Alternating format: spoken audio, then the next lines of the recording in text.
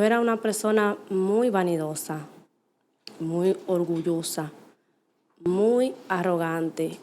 No hablaba con todo el mundo, me creía no superior, pero me creía como importante y también tenía como una proyección de lograr a tener dinero. Quería tener mucho dinero y siempre pensaba en qué carrera estudiar, pensando que a través de mi carrera yo me iba a hacer rica. Eso hizo que yo tenía como un círculo muy pequeño porque no hablaba con todo tipo de personas, porque me creía importante. Luego, cuando recuerdo que a muy temprana edad, mi madre siempre nos criaba súper encerrada porque ella trabajaba bastante. Y a pesar de que nos cuidaba tanto, que las personas de confianza, hubo una vez que había una persona, un señor mayor que nos cuidaba y él como que nos ensalmaba. Él hacía como oraciones y luego nos tocaba sexualmente. Yo como niña nunca pensé en contárselo a nadie, nunca me sentí abusada ni maltratada. Era como algo, como que yo lo sentía algo normal de que la persona que me cuidara me tocara. Y nunca como que pensé en hablarlo. Luego con el paso de los años me entero que él le hacía lo mismo a otras chicas. Es muy importante que las personas que nos cuiden, así como madres que somos, estemos al tanto de con quién dejamos a nuestros niños y sobre todo cómo fomentar la comunicación y la confianza, porque hay personas de mucha confianza que no muestran en su forma de ser en realidad quiénes son. Cuando yo iba creciendo, en mí se iba desarrollando un carácter de líder y a pesar de que era súper organizada, mi mamá podía ver esas actitudes en mí y eso le hacía como delegar muchas responsabilidades en mí, como por ejemplo cuando ella quería que mis hermanos hicieran algo, pues ella se comunicaba conmigo porque ella veía en mi madurez y yo le hacía los horarios cuando queríamos limpiar, como tenía como algo excesivo con la limpieza. Ahora mismo me siento como un poquito más relajada porque mi sobrino me dijo que como que yo era como, tenía una obsesión por la limpieza, como ese afán. Y eso hacía que yo me sintiera como extraña. Yo me sentía que yo no era parte de la familia. Me sentía que era diferente. Y recuerdo que llegó un momento en que yo llegué a sentir a sentirme como avergonzada, porque venía de una familia bullosa, mis hermanos eran muy desordenados, yo primaba mucho y llegué a sentir a veces como vergüenza por la familia que en verdad Dios me dio. Aunque con el paso de los años he llegado a amarlos y nos llevamos muy bien. Mi hermana, una de mis hermanas se sentía como rechazada. Yo digo porque a pesar de mi madurez a muy temprana edad, eso hizo que que yo tomara atribuciones que no eran para mí, que yo era la tercera. Y entonces al ser la tercera me comportaba como quien dice, como la hermana mayor, tenía esa responsabilidad de dirigir a mis hermanos y eso traía como ciertos roces entre familias, cosa que ya gracias a Dios entre hermanos, que ya gracias a Dios se han solucionado, nos hemos restaurado y hemos aclarado muchos puntos. Una vez una vecina me aconsejó, me dijo, tus hermanos te van a odiar si tú sigues haciendo lo que haces, porque tú eres quien lo estás mandando y esa no es tu responsabilidad. Entonces yo tomé el consejo y empecé a relajarme un poquito más. Cuando esos espíritus, cuando los espíritus malignos como que tomaban cierta posesión en mi mente, me ponían a hacer cosas. Yo recuerdo que despertaba y no me daba cuenta. Una vez tenía un poloché de alguien y lo encontré lleno de lodo. Y yo le pregunté a una camisa y le pregunté a mis hermanos que qué pasó. Yo me dijeron, fuiste tú que lo pisabas y decía que tú eras quien tenía el control. Y yo dije, yo no recuerdo nada de eso, que esos espíritus controlaban mi mente. De tal forma que yo era una persona que tenía prácticamente como doble vida. ¿Cómo así? Pues yo tenía yo tenía una mente creativa, yo tenía una vida que yo imaginaba. Me gustaba tanto la vida que yo creaba en mi mente que prácticamente yo me pasaba horas del día imaginándome mi vida perfecta, imaginando mis sueños hechos realidad. Ahí yo lloraba, ahí yo era feliz, ahí yo tenía todo lo que yo quería. Y eso me trajo mucho inconveniente a la hora del Evangelio, que cuando conozco al Señor me doy cuenta que hay que entregarle el control al Señor y que ya hay un plan preprogramado en mi vida que yo no lo sabía porque yo pensaba que yo era la autora de mi destino, que yo era quien creaba todo y que todo iba a ser como yo lo creé. Recuerdo que una vez a un joven cristiano yo le dije, ay, yo me quiero casar con un evangélico. Y él me dijo que los evangélicos no se casaban con impías. Y eso me puso a pensar a mí, porque él era un hombre de Dios, que Dios lo usaba grandemente. Y él me dijo, una persona que Dios use grandemente nunca va a mirar a alguien que no sea de Dios. Y eso me puso a pensar. Yo dije, en cualquier momento, en el futuro, yo seré cristiana y voy a usar muchos vestidos. Entonces ahí cambió como esa parte de mi imaginación. Pero antes de eso, yo creaba una vida de fantasías. Yo sé que hay muchas personas que esos espíritus, sin darse cuenta, usan su mente y creen que eso es normal, que es normal tener planes, sí, pero no pasar horas de tu día imaginándote cosas y viviendo una realidad que no es en ese momento, dejando de hacer lo que tienes que hacer en el día, de enfrentar tu día por estar creando una vida ficticia. Yo digo que mi vida es como prácticamente naturalmente sobrenatural, porque hay personas que dicen que tú todo lo ves espiritual. Bueno, del mundo que Dios me ha sacado, prácticamente tengo que verlo así, porque como tengo el mundo espiritual abierto y el don o la habilidad de ver cosas, entonces eso me hace entender que hay muchas partes de nuestra vida cotidiana que sí tienen influencias espirituales. Cuando llego a la universidad, ahí veo que todo es perfecto. Todo es perfecto. Como dije anteriormente, tenía el llamado, pero no había aceptado a Jesús. Tenía la disposición, pero como que se quedó atrás esa idea. Y ya estoy viviendo una nueva experiencia en la universidad. Quiero tener un novio, quiero tener una vida normal como cualquier joven. Y ahí tomo la decisión de tener mi primer novio, que fue mi primera pareja. Como te digo, no tan formal, porque no la primera pareja formal, porque siempre he tenido como un carácter decisivo. Y a mis 15 años yo le dije a mi madre que me gustaba un chico y que iba a ser mi novio, porque yo dije que no iba a tener parejas ocultos, no iba a tener amores escondidos, como dicen en el campo. Y recuerdo que ella me dijo, no te lo prohíbo, pero tampoco te lo acepto. Y mantuve mi decisión, tuve esa relación de noviazgo, una persona bastante buena. No me enamoré mucho porque yo era como muy selectiva. A mí me gustaba de las personas la parte espiritual.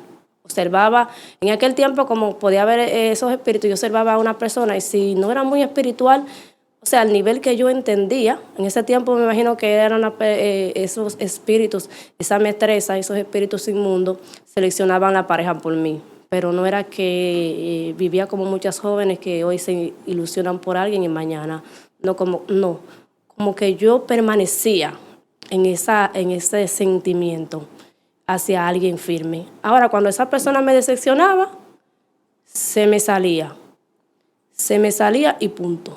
Y continuaba mi vida como que si nada hubiera pasado. Y ya. Y cuando yo estaba en la universidad, ahí entonces tomé la decisión de tener esa pareja formal. Ahí entonces empezó mi vida en la universidad. Ahí empecé a tener privilegios. No me daba cuenta que esos espíritus hacían todo por mí. Yo tenía prácticamente, como dicen, no sé cómo se dice en el mundo, pero aquí es gracia. Tenía una gracia para para mis superiores, para mis maestros, tenía una gracia para todo. Llegaba a instituciones públicas y yo no hacía fila. El director llegaba y me decía, esa chica que entre a mi oficina, esa chica, yo entraba, me daban café y me entregaban el papel, lo que yo quería, sin tener que hacer fila. Tuve muchos privilegios y no entendía, les digo la verdad, porque no tenía un código, una seña, pero creo que es algo que se mueve en el mundo, que tenemos que tener cuidado porque creemos que caemos bien, que caemos en gracia, pero son estos espíritus que buscan alianza. En la universidad se mueve mucho eso, y en cualquier institución o cualquier grupo social fuera del Evangelio, fuera del Señor, se mueven esas alianzas. Y yo sentía que todo era perfecto, porque esos espíritus me conectaban con personas de dinero. Una vez dije, Dios, tú no me das dinero. Y si hubiese sido jugadora, me hubiese sacado una tripleta, porque en la lotería de una vez salió mi número, mi fecha completa. A partir de ahí, yo le dije a una amiga que quería a alguien de dinero y recuerdo que ella me presentó a alguien muy rico, alguien que vino de los Estados Unidos, vino a conocerme. Yo recuerdo que esa persona la acepté y no la acepté porque la quería. Lo acepté porque quería a alguien de dinero en mi vida. Y esa atmósfera tan pesada de tú tenerlo todo y a la vez no tener nada, esa paz que no la compra dinero, hizo que un día así como que yo dijera, yo no puedo seguir más con esto, porque yo me sentía prácticamente como esclava. Y recuerdo que esa persona, cuando yo le dije que ya yo no quería nada con él y que yo le iba a llamar a la policía, él como que dijo, pero yo te compré. Como que él entendía que por todo lo que él me había dado, yo le pertenecía y que yo tenía que estar con él hasta que él quisiera. Pero era como el mismo Espíritu Santo, yo digo, buscando en mí la forma de salirme de ese mundo. Cuando nosotros estamos en la universidad, se mueven muchas cosas. Muchas cosas se mueven en la universidad. Yo antes de convertirme era todo perfecto, pero cuando yo empecé a aceptar, cuando yo acepté al Señor, que empecé a tomar una decisión firme, todo se puso difícil, todo. Y recuerdo que soñaba mucho con esos gigantes así de piedra que se paseaban por la universidad y las aceras y los contenía así como corría sangre. Y entonces ya el Señor me dio a entender que se me iba a hacer difícil y complicado avanzar después de ese ambiente, haber reconocido como esa gracia en mí. Entonces yo digo que en el mundo espiritual como que ellos interpretaron sin nosotros tener ningún tipo de conversación que ya yo no pertenecía a ese reino, porque todo empezó como yo empecé a sentir como rechazo, como que todo se complicaba, todas las puertas se cerraban y ahí entonces rechazo volvió de nuevo a mi vida. Volví a sentirme que todo era difícil a tal punto que en mi casa todo se complicó. Cuando nosotros estábamos en la universidad teníamos una célula de jóvenes y ahí el Señor se glorificaba grandemente. Y recuerdo que una profeta amiga mía, yo le conté un sueño, le dije que veía las vasijas de la cocina de mi casa vacía. Y ella me dijo, mana, viene un proceso, esto es escasez. Y entonces yo digo que el Señor me preparó, porque le dije a ella, bueno, yo tengo paz, porque el Señor me revelaba que de lejos venía la compra. Cuando empezamos a ver ese proceso, mis padres fueron cancelados. Siendo profesionales, fueron cancelados los dos. Y empezamos a ver la mano de Dios llevando lo que necesitábamos. En eso, yo como tenía la confianza de que Dios lo iba a hacer, yo hacía una lista de todo lo que yo iba a querer.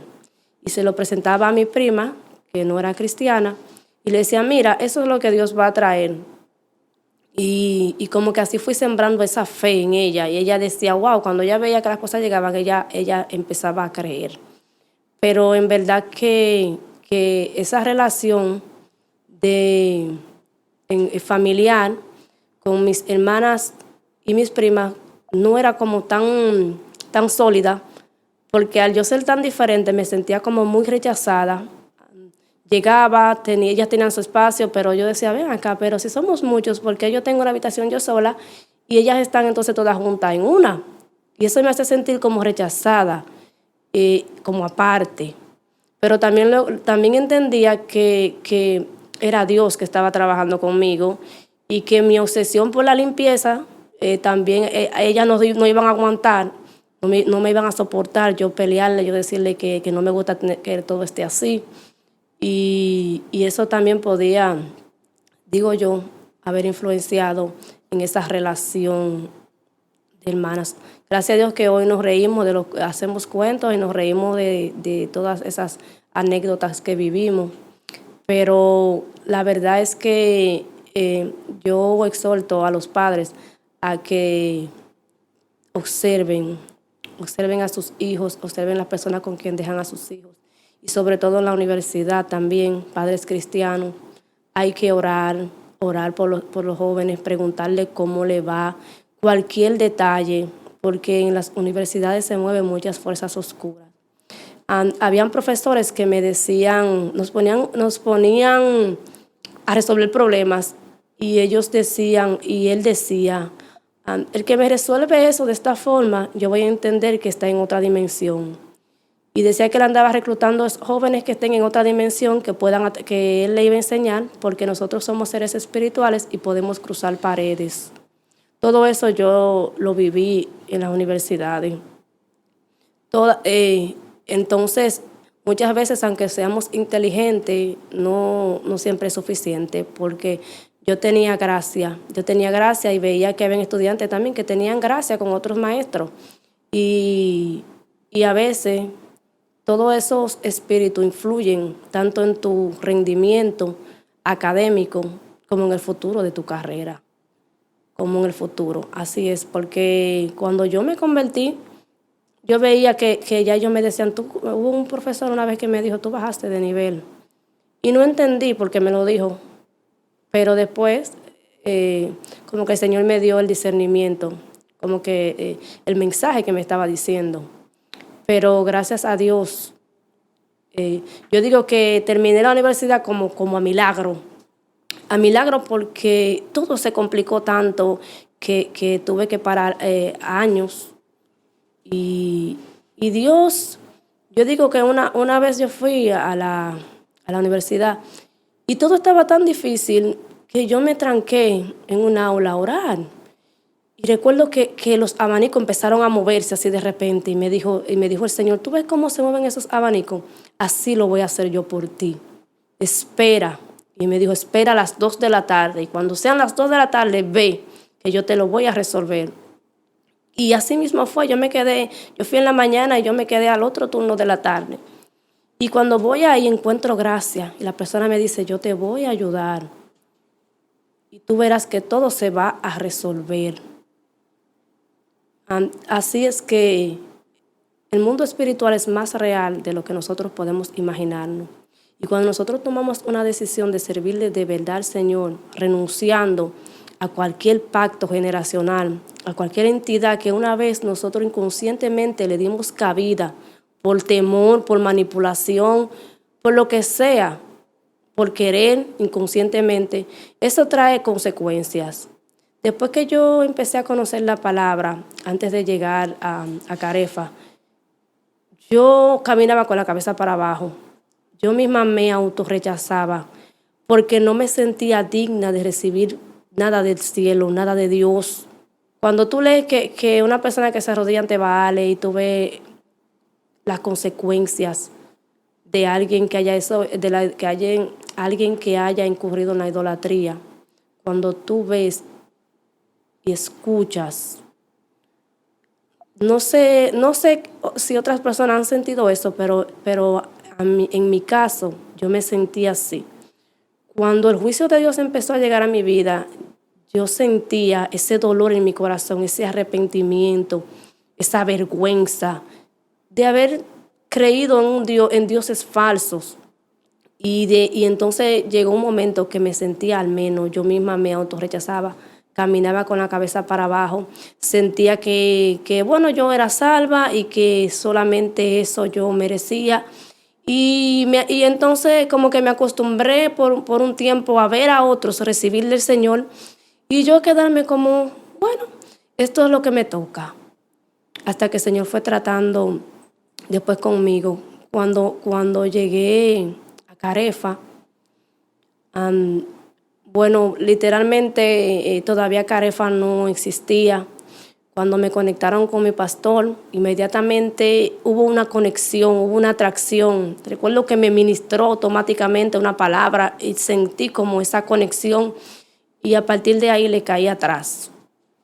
Ahí empezamos a tener más cercanía, a formarnos, a instruirnos y empezamos a crecer en el Señor y a trabajar en la obra, a trabajar en la iglesia, íbamos a retiros, íbamos a muchas actividades, pero yo sentía,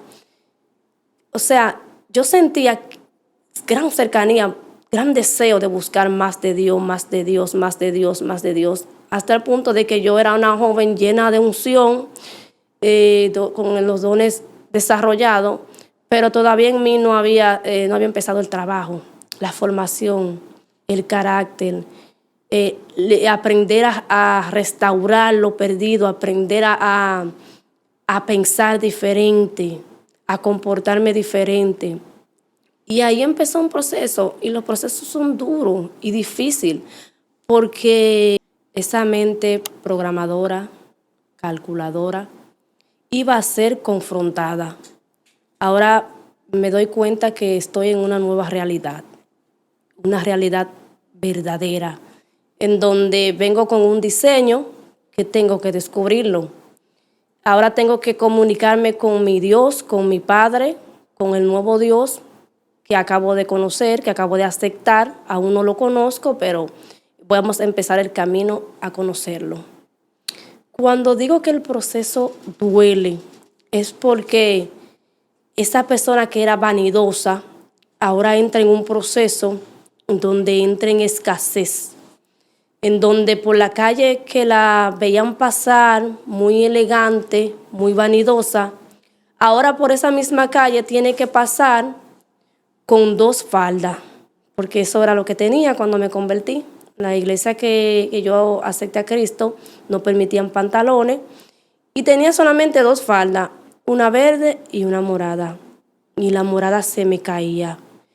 Y el deseo mío de buscar al Señor era tan grande que a mí no me importaba. Iba un domingo con una falda y el otro domingo con otra falda.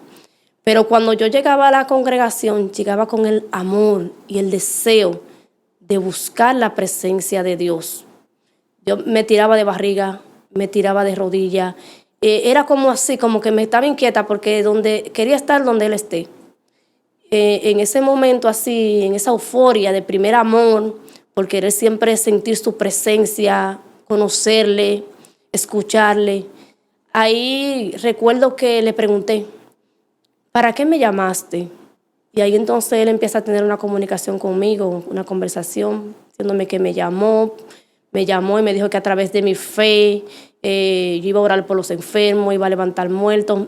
Promesas que se ven bonitas y que uno cree que son fáciles. Cuando el Señor empezó a trabajarme en cuanto a hablarme, a yo reconocer su voz, una vez Él me dice, toca a esa persona, abrázala. Yo le pregunto y le digo, pero tú eres muy grande, tú eres muy poderoso. Entonces, ¿por qué tengo que abrazarla? ¿Por qué tú no lo abrazas? Yo sé que en mí como que no había ese respeto y esa devoción, porque en verdad no conocía a ese Dios, a ese Padre amoroso, pero también ese Dios todopoderoso. Y yo recuerdo que él tenía como esa paciencia conmigo porque era tan grande el amor que yo sentía que en verdad le digo, yo digo que Dios primero trabajó en mi corazón. Él primero se enfocó en que mi corazón sea de Él, en conquistarme al 100%, digo yo, en mi corazón. Porque cuando empezó el verdadero proceso, para que yo no me aparte de Él. Era como para que la prueba no me aleje de Él, como diciéndome, duele, es difícil, pero yo sé que Él me ama. Yo sé que yo puedo sentir su presencia. Yo sé que es real. No lo puedo negar. Aunque no entienda lo que esté viviendo y yo pensaba que las cosas se iban a poner más fáciles y que todo iba a ser bonito. Pero entonces me doy cuenta que no. Me doy cuenta que ahora estoy en medio de una guerra porque yo tomé la decisión de dejar esos dioses y esos dioses entonces se iban a revelar y no me iban a poner las cosas tan fácil como yo pensaba. Yo empecé a deprimirme porque yo entendía que llegué ya a los brazos de papá, llegué a los brazos del Dios que me lo va a dar todo, que me va a cuidar, me va a proteger, va a pelear por mí. Y no era que no lo hacía, me protegía porque ya esos espíritus no entraban a mi territorio, ya yo podía sentirlo de lejos. No como antes, cuando me paralizaban, que yo tenía esa parálisis de sueño, que me quedaba despierta pero dormida. Era como que me quedaba despierta pero dormida. Y abría los ojos pero no podía moverme, escuchaba todo a mi alrededor, pero no podía hablar, no podía... yo digo que lo único que podía hacer era respirar y mover los ojos. Y era algo fuerte, pero a través del tiempo, trabajando la liberación, la oración, el Señor también pudo romper esas cadenas en mí. Cuando entré en esos procesos así de depresión tan fuerte, era porque me dicen, bueno, lo que pasa es que tú eres profeta. Digo yo, pero ¿qué es eso, profeta? Porque pensaba que si yo aceptaba al Señor, ya yo no iba a ver, no iba a escuchar y que todo iba a ser color de rosa. Era como que llegué al cielo. Y aquí me entero que ahora, y que me doy cuenta que es un don. Bueno, tú tienes un don y eso hay que desarrollarlo, trabajarlo y hay que formarte. Ahí es donde entra Carefa, en la parte de la formación del don, del desarrollo y una liberación más completa. Pero antes de eso, yo pasé un tiempo de confusión tremenda. Pasé un tiempo tan fuerte de confusión que una vez tuve un sueño. Yo decía que yo iba a tener mi pareja, ¿verdad? La que Dios me revelara.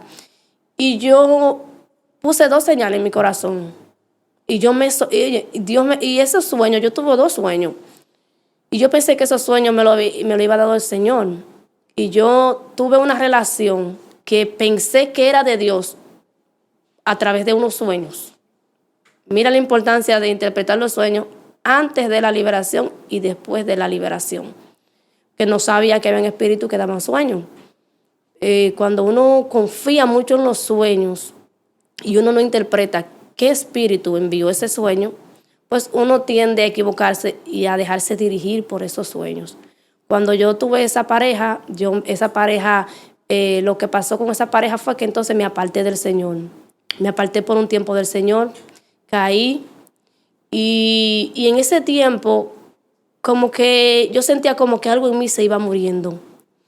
En ese tiempo habían personas que me decían, bueno, tu pastor es un falso profeta. Y me hablaban cosas tan malas de mi pastor y de la iglesia que prácticamente yo duré como meses que no sabía qué hacer. Yo no sabía qué Dios me había hablado. Era una confusión tremenda, era como para volverme loca, digo yo. Y pastores me decían, no, Dios te quiere acá, en mi iglesia, Dios. Pero yo me quedaba tranquila, me quedaba en mi casa y decía, Señor, no permita que yo me vaya del mundo, no permita que estos espíritus se salgan con la suya, porque tuve un sueño y en ese sueño yo sentía la ira de Dios conmigo. Literal, yo sentía que me arrastraba por los pies así, como que y sentía que me iba a matar, así que me iba a morir, que estaba enojado conmigo. Pero en medio de esa revelación, mi pastor se ponía adelante y la mano de Dios como que se detenía, como su ira, así. Y entonces ahora, el mismo Dios que puso su amor en mi corazón y sentirme tan amada, tan querida, tan cuidada, ahora siento esa ira así como esa parte recta de Él, de no lo hagas, no es correcto. Y ahí entonces es donde entro entonces empiezo a aprender el temor. Empiezo a aprender qué es el temor de Dios, porque no lo tenía, no lo conocía. Pero antes de conocer el temor de Dios, era una persona totalmente arrogante, selectiva. Aún seguía ese espíritu en mí, aún como creyente, como cristiana, como líder, porque empecé a ser parte del liderazgo a muy temprana edad en el evangelio, a partir de los 2 años, debido al don. Y eso en parte no me ayudó bastante, porque como no había entrado en un proceso de liberación profunda y de formación, no me aportó beneficio. Después de ahí sentía tanto temor de Dios que ahí empecé entonces a preguntarle todo. Todo lo que yo quería hacer, le preguntaba a Él y le decía, si no me contesta, no lo voy a hacer. Porque cuando yo le oré a Dios, le dije, Señor, ya yo no quiero estar en mi casa, ya yo quiero ir a la iglesia. Recuerdo que un hermano de la iglesia me llama y me dice, Zuleika, ven a la iglesia. Yo me preparo y digo, sí, yo voy, porque estaba esperando esa llamada. Cuando voy a la iglesia, me preparo y voy a la iglesia, camino a la iglesia, yo veo una señora que es enferma mental, que está frente al supermercado. Y como soy una persona que no le tengo, yo ando sin temor y no le tengo miedo a loco en la calle, porque después que tú vienes de tener tantas experiencias espirituales con esos espíritus inmundos que te quieren matar en sueño, en verdad, cuando tú estás en vida así, como tú no le tienes miedo a la gente. Y yo paso por el lado de ella y esta señora me dio esta galleta y me dijo, por cristianos como tú, la cárcel, los hospitales están llenos de gente. A mí lo único que me quedó decirle fue que el Señor te reprenda e irme. Pero yo entendí el mensaje. Entendí perfectamente el mensaje y la corrección. La entendí. Y cuando llegó a la iglesia era como que si el Señor me estaba esperando. Llegaste, aquí estoy, te recibo. Después de ahí tomé una decisión firme de servirle al Señor en verdad, en santidad, en espíritu y en verdad, con temor y temblor. Créanme que tuve que aprender el temor y el temblor de esa manera y de otra. Porque una vez estábamos orando en el monte y yo recuerdo que llegamos al monte y no dijimos bien, gloria a Dios, aleluya. Era como que si el Padre me estaba esperando y me dijo, te estoy esperando, que te quiero corregir. Cuando llegamos, literal, hubo una mano sobrenatural que me agarró y me puso a correr en ese monte de noche. Recuerdo que ahí estaba mi pastor, mi pastora y otra profeta. Y yo corría desesperadamente por un monte que era la primera vez que yo fui, corría desesperadamente. Y cuando yo me di cuenta que no podía parar, no era yo quien dirigía, yo cerraba mis ojos porque no choqué con una mata, con una piedra. Era algo totalmente sobrenatural. Ahí todo el mundo se quedaba paralizado. Ahí todo el mundo se quedó que nadie podía moverse porque era algo muy fuerte. Y yo nada más decía, suéltame ya, que ya yo sé que tú eres poderoso, ya yo sé que tú eres grande, ay, yo sé ya que tú eres grande, ya yo sé que tú eres grande. Y ya de tantas vueltas que yo daba desesperadamente, porque yo digo, bueno, en esta me mata, en esta ya, recuerdo que mi pastora le hizo señas y le dijo, párala. Y yo me imagino que mi pastor orando y con temor me detuvo y pude pararme. Ahí Dios me hizo entender que Él tiene el control de todas las cosas, que Él corrige, Él disciplina y que Él dirige y gobierna. Después de ahí fui una nueva cristiana, una nueva creyente. Después de ahí, ahora entonces era el problema. Ahora Zuleika no hace nada. Zuleika no hace nada porque ahora Zuleika tiene temor de dar un paso y que ese no sea el que Dios quiere que dé.